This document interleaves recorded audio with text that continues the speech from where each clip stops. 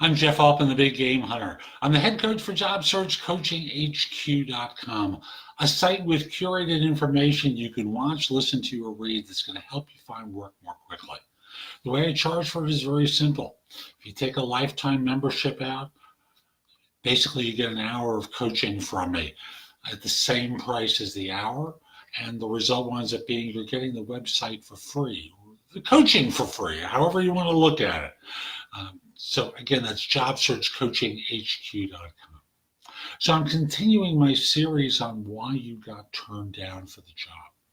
And this is really the big one, the one that most people find it hard to fathom, but it really is what it comes down to. They didn't trust you. You didn't give them the warm fuzzy, the feeling like they didn't have to worry about you. And why do I say this? Because over the years, I've seen so many surveys. It's like almost an annual thing out of newspapers and magazines. And they all basically translate into, so many people get hired for jobs that's not really based upon their competence, but someone likes them and is willing to give them a shot. So I've learned over the years in evaluating my clients that when they look for someone, they look for competence, of course, self-confidence, character, chemistry, maybe a little bit of charisma in there, all of which translate into they get that warm fuzzy. They get that feeling that they can trust this person who's sitting opposite them. And the thing you have to remember is competence is only one variable. Now, remember, there are a lot of competent people walking in to interview for these jobs. After all, the resume says that they've done something similar to what's being sought. So why do they choose one person over another? Yes, someone can be more competent, know more about a particular subject. But what does competence really mean? I trust that they can do the tasks associated with the job.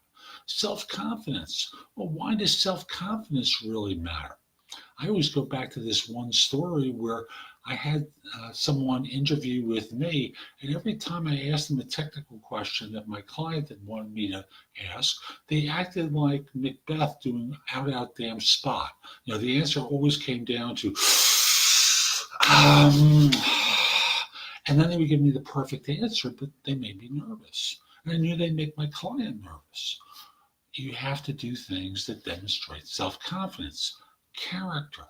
In your stories, you talk about situations where you didn't just simply get the task done, but you did it in a polished, effective way where you engendered trust in the people that you work with.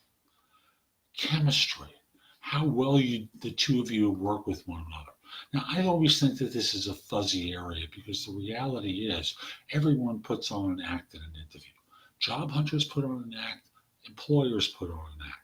And I say that because no one ever says to the other the deficiencies that they have, right? So I know there's an act being put on to make the job more attractive to a job hunter and make the person more attractive to an employer. It's human nature.